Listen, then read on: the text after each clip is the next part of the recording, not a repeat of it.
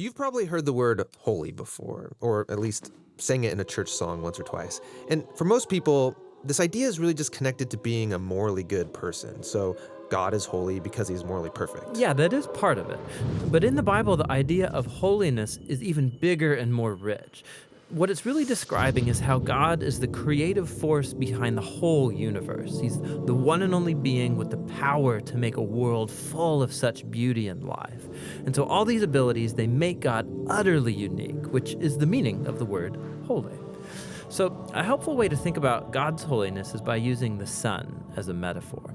The sun is unique, at least within our solar system, and it's really powerful. It's the source of all this beautiful life on our planet. And so you could say that the sun is holy. And you can actually take this metaphor even further, in that the whole area around the sun is also holy. Yeah, because the closer you get to the sun, the more intense it gets. Yeah, exactly. So that very power and goodness that generates all this life is also dangerous. I mean, the sun, if you get too close, will annihilate you. And in the same way, there's this paradox at the heart of God's own holiness, because if you're impure, his presence is dangerous to you. And not because it's bad, but because it's so good. And so the first time we see this paradox of God's holiness, it's in the story of Moses and the burning bush. So God tells Moses to take off his sandals because he's standing on holy ground. And Moses covers his face in fear, and God says, hey, don't come any closer. It's intense. It's actually that intensity of God's holiness that's explored even more in the stories about Israel's temple, which was the main place where God's holy presence was located. And at the center of the temple was this room called the Most Holy Place, this hot spot of God's presence. And whether you're an Israelite living in the land around the temple or a priest working right in the temple, you're in proximity to God's holy presence, which is dangerous.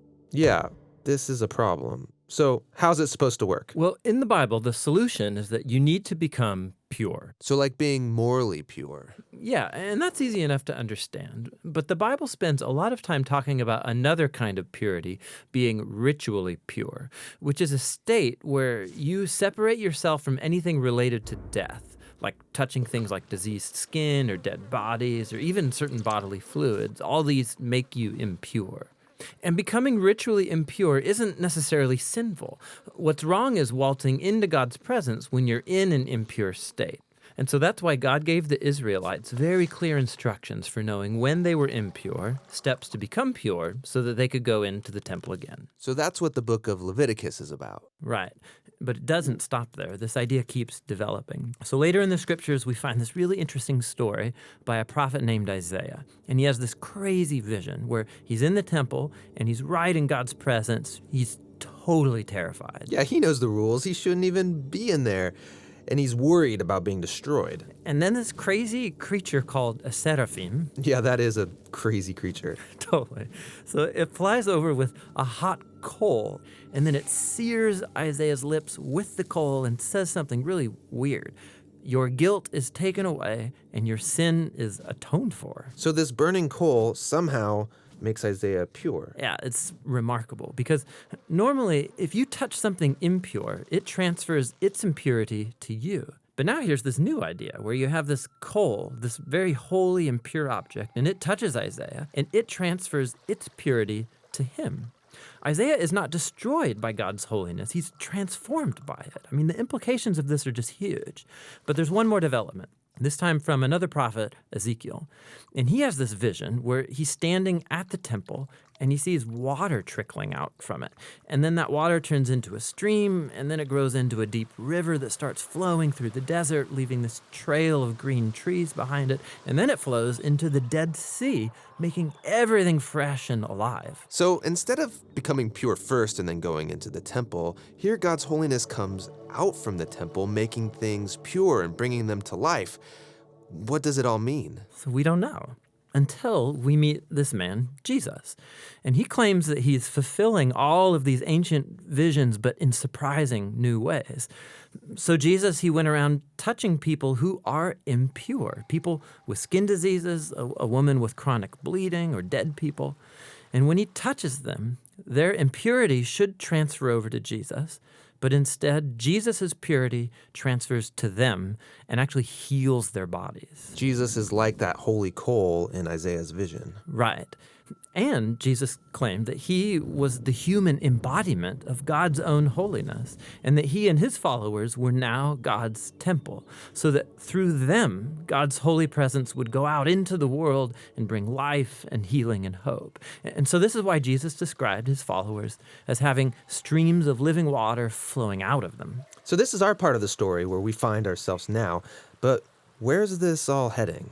So the last pages of the Bible end with a final vision about God's holiness. And this time it's by a guy named John. And in his vision, we see the whole world made completely new. The entire earth has become God's temple. And Ezekiel's river is there, flowing out of God's presence, immersing all of creation, removing all impurity, and bringing everything back to life. I'll tell you what, I don't know what I would do without the Bible Project. It is incredible, so helpful, bringing all of these things to light. Because if you were one of the original readers of Matthew, all of these things that are talked about in the Old Testament, you would have been saturated in those things. You would have studied the scriptures. Many of you would have the scriptures memorized. Some of you, the entire Old Testament would have been memorized. And so these themes that travel throughout the entire Bible would be second nature to you. And so when you see them in Matthew, when you see Jesus picking up on these themes and encountering some of these things and changing some of these things, you would have picked up on it. But because I'm not as saturated in that as they would have been, sometimes it's hard for me to pick up on those things. And I love how the Bible Project can help in those things. And that video, it's just brilliant. And we'll see it. So what happens is we've been with Jesus on the Sermon on the Mount. And last week we talked about him coming down the mountain and just how important that is, that Jesus didn't just stay up on the mountain. And when he comes down the mountain, he has a unique interaction. Let's read about it. Matthew chapter 8, verse 1. It says, when Jesus came down from the mountain, great crowds followed him. And behold, a leper came to him and knelt before him, saying, Lord, if you are willing, you can make me clean. And Jesus stretched out his hand and he touched him, saying, I am willing, be clean. And immediately his leprosy was cleansed. And Jesus said to him, see that you say nothing to anyone, but go show yourself to the priests and offer the gift that Moses commanded for a proof to them.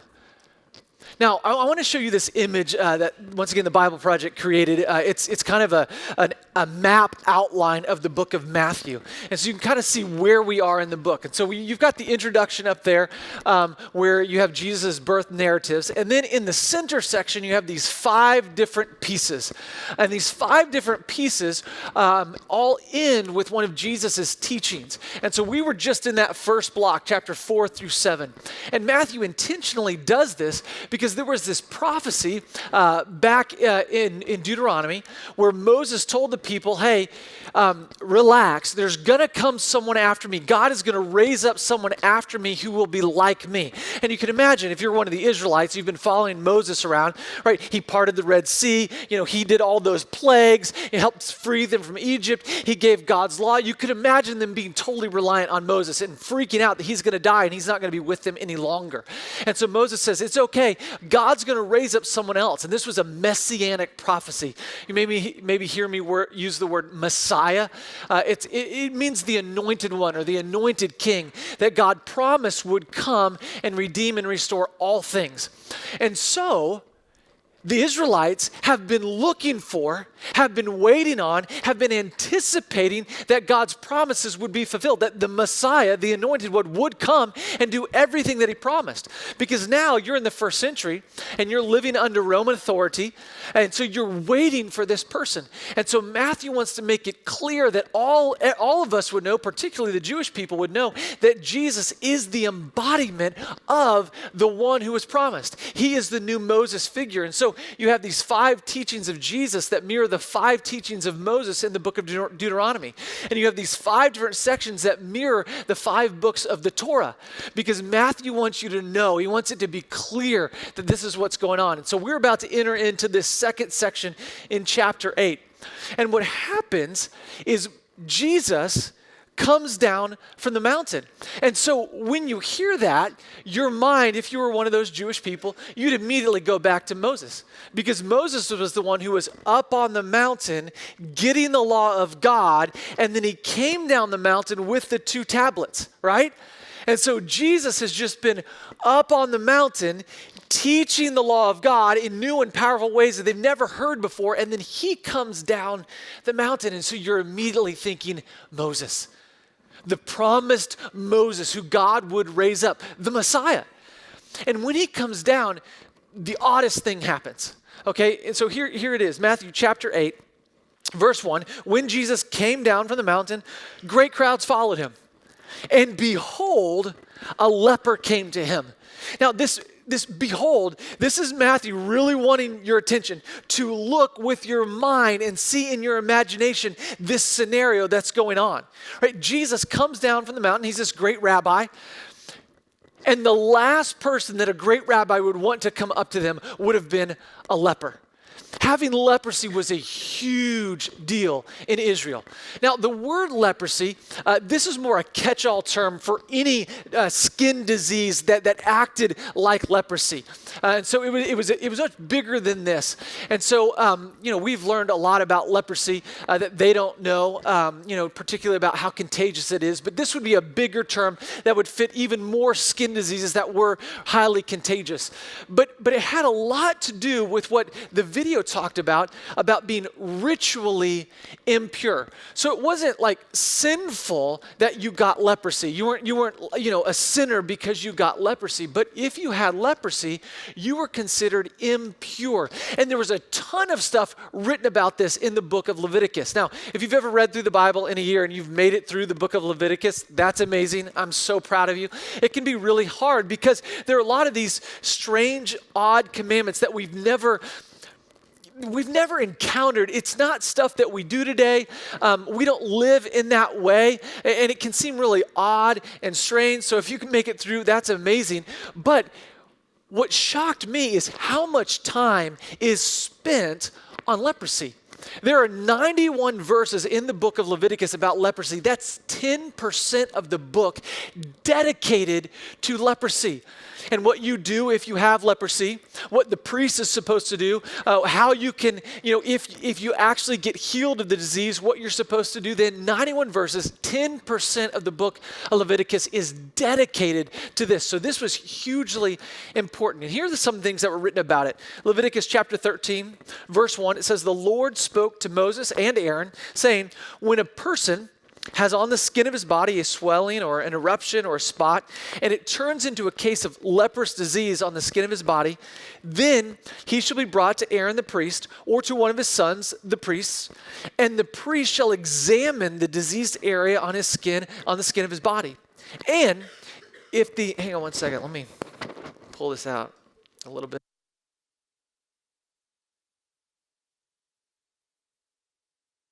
My beard a little bit. It says, and if the hair in the diseased area has turned white and the disease appears to be deeper than the skin of his body, it is a case of leprous disease. And here's what you're supposed to do. When the priest has examined him, he shall pronounce him unclean.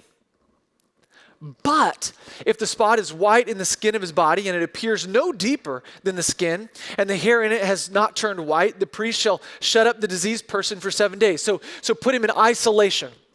And the priest shall examine him on the 7th day. And if in his eyes the disease is checked and the disease has not spread in the skin, then the priest shall shut him up for another 7 days. So back in isolation again if it hasn't spread. And if the priest shall examine him again on the 7th day, and if the disease area has faded and the disease has not spread in the skin, then the priest shall pronounce him clean. It is only an eruption. And he shall wash his clothes and he shall be clean. But if the eruption spreads in the skin, and after he has shown himself to the priest for his cleansing, he shall appear again before the priest, and the priest shall look. And if the eruption has spread in the skin, then the priest shall pronounce him unclean. It is a leprous disease. Now, this was a big deal. This was a huge deal. So imagine you're a part of the crowd surrounding Jesus. You've just come down from the mountain. You've heard these incredible teachings. You're walking with him and you're picturing this is the Messiah, right? He's taught with his authority you've never heard before. Right? He's given you the law of God. Now he's coming down from the mountain, and the last person you'd ever want to come near is a person that has leprosy. Because what happens in that society, and we heard this in the video, is that unclean always infects clean. So if something is unclean or someone is unclean and you come into contact with it, you always become unclean. And if you become unclean, then you've got to be separated from society. You've got to go through this ritual cleansing process before you can enter back into relationship with people and interact and touch people again. Like this is a big deal. And so this leper comes up. Now, lepers were supposed to stay away from people. In fact, a leper wasn't even allowed to live within a city that had walls around it. Right? They were supposed to be outside of society, living in isolation. And so anytime they saw people, they were supposed to shout out, "I'm unclean. I'm unclean. Be careful. Don't come near me." And so now this leper actually approaches Jesus in the crowd. And so you're thinking, oh no, I have to stay back. I can't let him touch me. I feel like it's during the winter when the tiny little petri dishes are running around with all this disease, and they're like trying to touch your face and your mouth and trying to spread all of their nastiness too. You're like, achoo, hey. And you're like, oh, we were playing this game. What was the game called? It was this board game where disease spreads. It's epidemic. I think it's epidemic or outbreak or something like that. But it's like, this is life for us in the Midwest in the winter. It's like everyone's spreading their nastiness everywhere, and you're trying to stay away. And you're like, I want one of those masks that you see people wear because you don't want to get sick. This was the way it was times about 1,000 if you lived in Israel and you came into contact with someone who had leprosy. There was great fear, not only for becoming ritually impure, but of catching the disease and then your life becoming the same life that they lived. And so you wonder what Jesus is going to do, because a good rabbi would never be within 6 feet from a leprous person. So what is Jesus going to do? Now, it's one thing to put yourself in the shoes of someone who was surrounding Jesus and think about, what it would have been like to come into contact with someone who had leprosy. It's another thing to begin to try and imagine what it might have been like to be the leper. Now, it says this in Leviticus chapter 13. It says, "The leprous person who has the disease shall wear torn clothes and let the hair of his head hang loose. And he shall cover his upper lip and cry out, 'Unclean! Unclean!' He shall remain unclean as long as he has the disease. He is unclean. And he shall live alone, and his dwelling shall be outside the camp." Imagine this person who had leprosy. Before he got leprosy, he was just a regular guy, right? He had a job. He had a career. Maybe he was a fisherman. Maybe he was a stonemason. Maybe he was a carpenter. Maybe he was a shepherd. And he had hopes and dreams of becoming the best fisherman, the best shepherd there was. He wanted to be able to provide for his family. He had a purpose. He had hopes. He had dreams. He had desires, longings, yearnings. He had a family. He likely had a wife and kids, right? People that he cared about, people that he loved, people that he wanted to be near. And then one day he's putting on his clothes and he discovers this little spot on his skin. And he's like, "What is that?" And he looks at it in the light, like fear seizes him, just comes over him because he realizes what it is. He looks around, makes sure no one's there, no one has seen, and he covers it up and hides it. Because if anyone saw, if anyone knew, if they knew that he had a spot like this, he knew he would have to go to the priest. He would begin to be put in isolation, and that's what happens. And so he hides it as long as he can. And every single day he's checking it. He's checking it to make sure it hasn't spread. But of course, it begins to spread.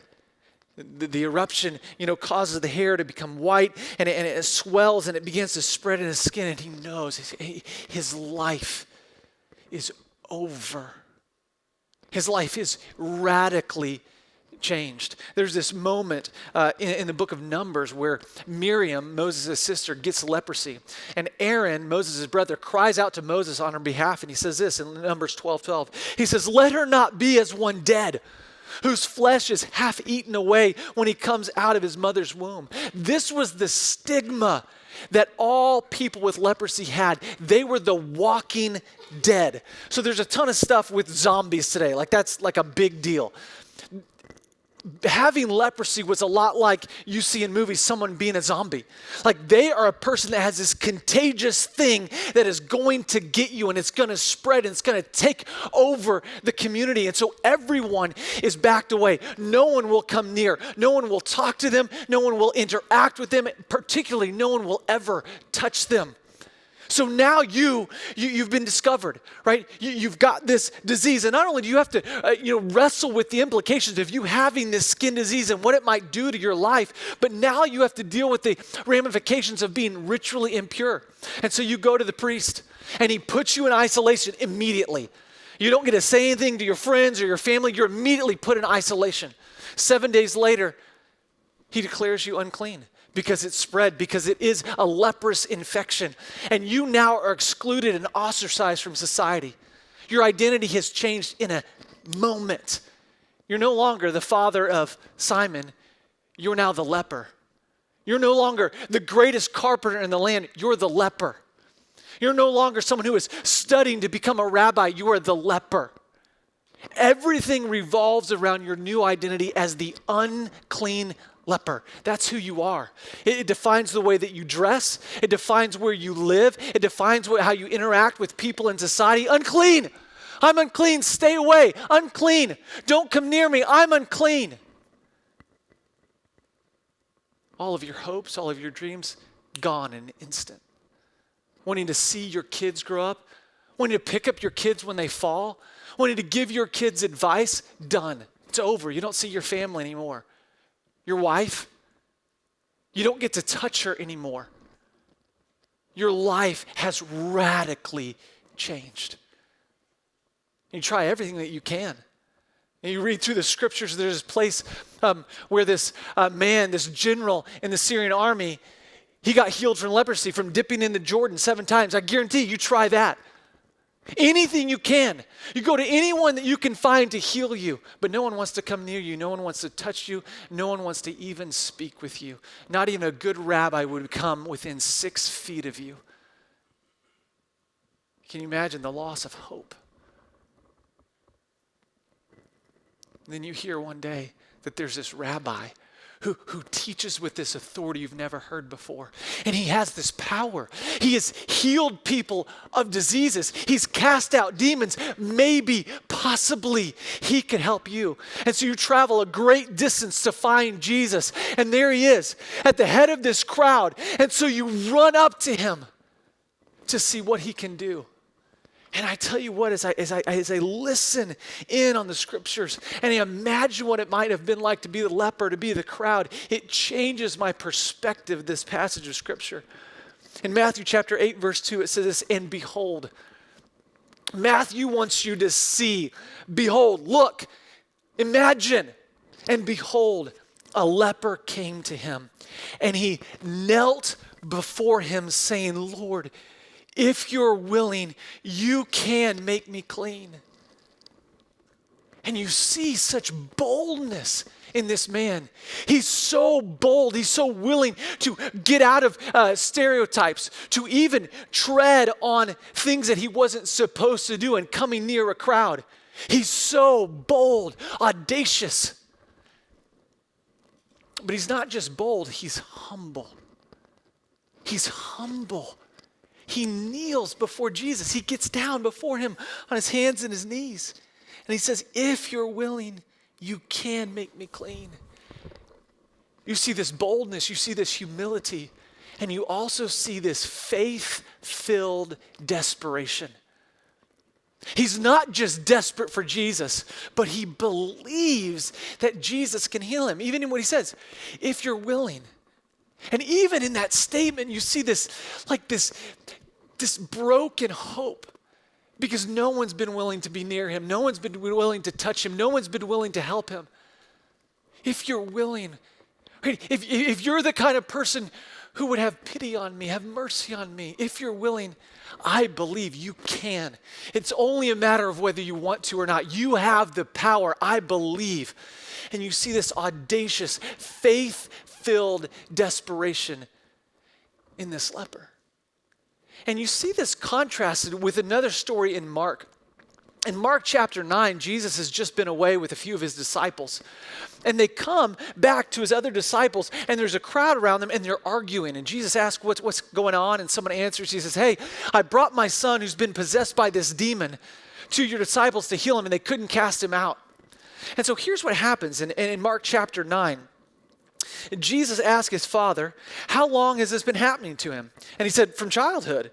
And it's often cast him into the fire and the water to destroy him. But if you can do anything, have compassion on us and help us. Now, do you see what he said? If you can do anything. And Jesus picks up on this, right? He hears in the words that this man is saying, he hears the lack of faith. Right? It's starkly different than this leper that's come up to Jesus. And so Jesus repeats his own words. He says, if you can. If you can. Like, I see behind your words, I see the lack of faith that you have. What do you mean, if you can? You don't believe that I can do it. You don't believe that I can heal. You don't have the faith that it takes. You don't have the faith-filled desperation. Jesus said, all things are possible for the one who believes. And when you see that in the backdrop of the leper, you can tell his faith is firm, it is secure, it is steadfast. He has faith-filled desperation. In verse 3, it says this, and Jesus stretched out his hand and touched him, saying, I am willing, be clean. And I tell you what, for me, there's just such beauty in here. I'm imagining most of us oftentimes wonder what God is really like. What kind of God is he actually? I mean, we talk about him being a God of love, but how does his love actually work out? Because we think about what we see and what we experience, and sometimes it just doesn't seem like God is willing, because I see sickness and disease every day. I see heartbreaking scenarios happen every day. And I wonder what God is like. What's his heart like? And it's so important that we realize that Jesus is the image of the invisible God. That all the fullness of deity dwells in Jesus in bodily form. That what the scriptures want you to see is that Jesus is the most full picture of God that we have. That every other picture of God that you see throughout the Bible is a partial picture. But Jesus is the full revelation of God. And so if you want to know what God is like, look at Jesus. Run to the Gospels, because Jesus displays what God is really like. And Jesus shows us the heart of God. I am willing. That God doesn't want any of us to perish. That he doesn't want any of us to be enslaved to sin. That he doesn't want any of us to be outside of his family. That he doesn't want any of us to experience the brokenness and the corruption of this sin-filled world. His heart is that we would be whole. That we would be filled. That anything and everything that doesn't belong in the kingdom of heaven would be changed. But we don't always see God act. And if you're like me, you want to know why. We did an entire message on this about a year ago. It's called God is Good, and then it says always ? And we looked at why God might not heal. We don't have time to go into that, but sometimes God doesn't heal. He does allow sickness and disease and death in this broken world to happen. And if you have questions about that, I would encourage you to go back to that message. Because there's a lot of beauty in the scriptures, even in those deep questions that we wrestle with, and God is with us wrestling with those. But what we see here in Jesus is that his heart is that he doesn't want us to suffer. He doesn't want us to continue to be enslaved to sin, to be unclean, to be excluded and ostracized. His heart is that would change. And we see Jesus saying, I am willing. And then we see Jesus do the most amazing thing. Now, if you've read ahead in Matthew, the next story shows us that Jesus can heal long distance. That Jesus doesn't need to be in the room. He doesn't need to be near you. He doesn't need to see you. He can heal you without being near you. And Jesus doesn't need to touch the leper. But that's exactly what he does. Why would he touch the leper? He doesn't need to. He can heal him without doing that. Why would he touch him? Why would he touch him? Because if you touch him in the scenario that everyone knew and understood is that unclean always infects clean, Jesus would become unclean. But imagine being that leper. You haven't been touched by another human being in years. The other day, I was scratching my back. I had a little itch, and I know you're not supposed to do that in Pentago and stuff, but whatever. I was scratching my back, and I was remembering how my mom, when I was a kid, she had the most amazing fingernails. They were just natural, and she would scratch her back, and oh, it felt so good. And I just thought, why doesn't it feel like that when I scratch my back? Part of it might be the fingernails, but there's something about when you put your hand on yourself and when someone else touches you, right? When you hold your own hand or somebody else holds your hand. When you scratch your back or somebody else scratches your back, there's something about the way that God created us that we long for touch from another human being. That does something different to the chemicals in our brain. And Jesus, knowing this leper, not just his physical ailments, but knowing his emotional state, knowing that he hasn't been touched in years, he reaches out and he says, I'm not afraid of you. I'm not afraid of your disease. I'm not afraid of your uncleanness. I'm not afraid of what might happen to me. I love you and I'm for you. And I want to embrace you bodily into my family. He reaches out and he touches the man. And the Greek word for stretched out, it's the word ektano. And this is an incredible word. What it means is to cause an object to extend to its full length in space. Meaning, Jesus, what he does and what Matthew wants us to see is Jesus goes as far as he possibly can to touch this man. And now get the picture, okay? This leper, he's on his hands and knees. He's bowing before Jesus. And so Jesus has just been walking down the mountain. And so in order to touch him, he can't just stretch out his hand. He's got to kneel down to the ground and be with the leper in his space, on his level, and touch the man. And this is so beautiful because Jesus has just been up on the mountain. He's got crowds following him. He's got a thriving ministry. He doesn't need to get down on the leper's level and touch him. But that's the heart of God that you see so beautifully portrayed in Jesus. He stretches out as far as he possibly can, and he touches the leper. And then he says to them in verse 4, he says this, see that you say nothing to anyone, but go show yourself to the priest and offer the gift that Moses commanded for a proof to them. There's two things in here. First thing that Jesus does is, as we've looked at the rhythms of intimacy or the disciplines of faith, one of them is called secrecy. And that's not like keeping secrets from people or talking about people behind their back. This is doing something awesome and not displaying it for the world to see. It's not posting it on social media. And so what Jesus does first is he does something awesome. He heals this leper, right? Instantly, he's cleansed, right? And then he says, don't go tell anyone. Don't go tell anyone. You see such great humility in Jesus. But then he says this, and I love it. Even though Jesus came to fulfill the law, he didn't come to abolish the law. He said, not the smallest stroke of a pen will pass away from the law until all is accomplished. And so he says, what I want you to do now, even though you're totally healed, and you know it, right? You know it, it's all changed, right? Your body is completely changed, right? You know you're cleansed, you know you're healed, you know you're fine, you know you can interact with society. He said, I want you to obey the law.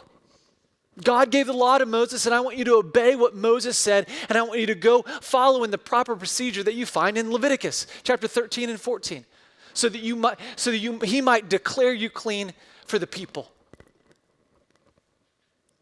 There's so much in here. This is rich, but there are three major things that I think that we can take away from this passage, and maybe it's three different spaces where you might exist. And the first one is this. The leper was declared unclean by a priest. And his identity changed. And he, from that moment on, was the leper. He was the unclean one. And I know that many of us in here have been declared unclean by someone in your life. Maybe it was a group of peers. Maybe it was your parent who said that you were unworthy, that you were unlovable. Maybe it was a spouse. Maybe it was a boss. But you've had those words spoken over you, and they attach themselves to you, and you haven't been able to shake them. Maybe it's the mirror. Maybe it's yourself. Maybe you see your own sin and you have declared yourself unclean, that you are unworthy of love, that God could never love me. He could never reach out to me. There's no way. I am unclean. I am unworthy. And the good news is that's exactly who Jesus is looking for. He said, I came for the sick. I came for the unclean.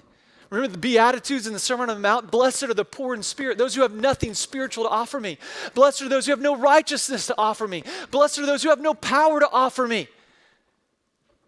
What we see in this is such a beautiful picture of God. Is he says, I want you.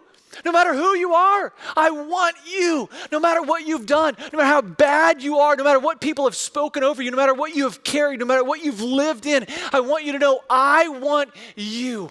And I want to make you clean. I want to invite you into my family. I want to give you life abundantly. I was reading in the Psalms the other day, and this just jumped out at me. Psalm 147. It says this, the eternal, the architect of the earth, God, is building Jerusalem. It's his city. He's building his city, and he's finding the lost. Not the found. He's finding the lost. And he's gathering Israel's most popular, their most powerful. No, he's gathering Israel's outcasts. Do you see what God is doing? He's building his city, and he says, I want the lost to be a part of my city. I want the outcast to be citizens. I want them to be family members. This is what our God is like. He binds their wounds, and he heals the sorrows of their heart. Not just the physical ailments of the leper, but the emotional wounds that have taken such a toll on his life. This is what our God is like. If you're unclean, he says, I want you. No matter who you are, no matter where you've been, what you've done, I want you, and I can make you clean. The second thing is this beautiful idea of faith-filled desperation that we see so beautifully portrayed by this leper, who's at the end of his rope, who no one could help, who no one wanted to help. And yet he believed that Jesus could, in fact, heal him. Jesus loves when we have faith-filled desperation. But there's more. I am continually blown away by our God. Because if I'm honest, my desperation is rarely faith-filled. It's usually void of faith. And if you look back at that story in Mark of the dad who didn't believe, Jesus asked him, he says, do you believe? And in Mark chapter 9, verse 24, it says this, immediately the father of the child cried out and says, I believe. Help my unbelief. As if to say, you found me out. I said, if you can. I didn't believe that you could. I hoped, but I didn't believe it. I didn't know. I didn't think you actually could. And you called me out. So you know that I don't believe. You know that I don't have faith. And here's how Jesus responds to someone who did not have the faith that he needed. And when Jesus saw that the crowd came running together, he rebuked the unclean spirit and said to it, you mute and deaf spirit, I command you, come out of him and never enter him again. He didn't say, you don't have enough faith. I'm not going to help you. Go away. Come back when you have faith. Jesus had compassion even on the man that did not have the faith that he needed to be healed. And I love that about our God because that's me. Rarely do I have faith-filled desperation. Oftentimes, my faith is weak. And I need God to fill in and give me the faith that I need because I don't have it. And God loves to reach out to people who don't even have the faith. And lastly, third thing is although every single one of us were the leper in the story, whether you think so or not, you were. You were outside. You were excluded from God's city. You did not have the righteousness that you needed. You did not have the spirituality that you needed. And Jesus, by his death on the cross, made a way, taking your sin upon himself, taking my sin upon himself. He made a way for us to be a part of his family. He made us clean because of Jesus and his life, his death, and his resurrection. It's a free gift of God's grace that we get to receive. We were all the leper. But the point of the story is not that we're supposed to become the clean leper. It's that we're to transcend that. That we're not simply supposed to be the healed leper, we're supposed to be the stretched out hand of Jesus. The goal for followers of Jesus is to become the hands and feet of Jesus, to be the physical, tangible representation of God on this planet, to be the ones who are reaching out to the outcast, to the hurting, to the lonely, to the depressed, to the anxious, to the people that have disease and sickness, and to stretch out and to care for them, to embrace them into God's family. That's what we're called to do. That's our purpose while we're here. It's to be people looking around for things that don't belong in the kingdom of heaven, disease, and go out, reach out, and be Jesus' stretched out hand. Why would God want me to be a stretched out hand? I'm such a terrible representation of him. And yet he does. He delights to use me as he delights to use you. This is why we're here. We talked about it last week. The 2020 vision for our church is to be the stretched out hand of Jesus. There's so many ways that we can volunteer and care for people in Quincy. There are a number of ministries that you get connected with. One is Horizons. We partner deeply with Horizons, and they feed people that are hungry. What we do is every Thursday during lunchtime from 11 to 2, and if you can't make it that long, you can't. I get it. But if you can, we go to Horizons and we help feed people that are hungry. And it's such an incredible way for us to partner. It's such a great ministry, but there are a number of ministries. Addicts Victorious, helping people that are deeply addicted to one thing or another. Like, these are people that need help, and you can go volunteer. You can go be a part of that. Young Lives, Fishers of Men, The Well House, Teen Reach, CareNet, Birthright, the Super Kids Soapbox Derby. I got to go to that last year, and it was amazing. I love what they're doing. Finding people who are excluded, who are ostracized, who are looked down upon, and giving them life. That's what we're called to do. But you don't even have to do that. You can just find out where you're standing, who God has put in your sphere of influence, and being Jesus' stretched out hand. Yesterday, I came to the church to do a couple things I needed to get done. And this incredible guy who had signed up for the mowing team didn't know that also meant to be a part of the ice removal team. And so it's freezing. And he's out here with a couple different shovels just clearing off the sidewalks so you and I didn't slip and fall on our way into church today. Like, what a great way to serve people. There are countless ways that you can be the stretched out hand of Jesus. And that's what we are called to be. That's what we are invited to be. That's what we are commissioned to be, the stretched out hand of Jesus.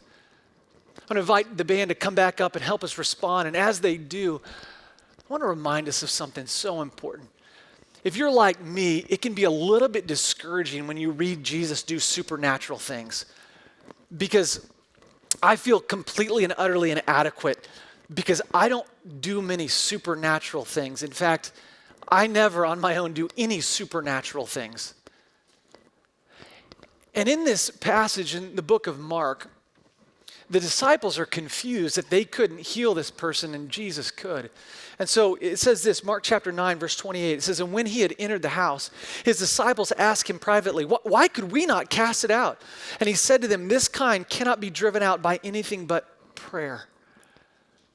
I think oftentimes we write off prayer. There is great power in prayer. We are called to pray for one another because there's power in our prayer that the Spirit of God loves to work when we pray. He wants us to participate through praying. Heard this story of this pastor. He was talking about the Spirit of God and, the supernatural things that the Spirit of God can do. And he was just talking about his own journey into doubt and not really understanding what this is like to, having, an understanding of how the Spirit works. And he said he was in this car with about 4 other people. This guy had picked them up from the airport, and they were driving about 30 minutes away.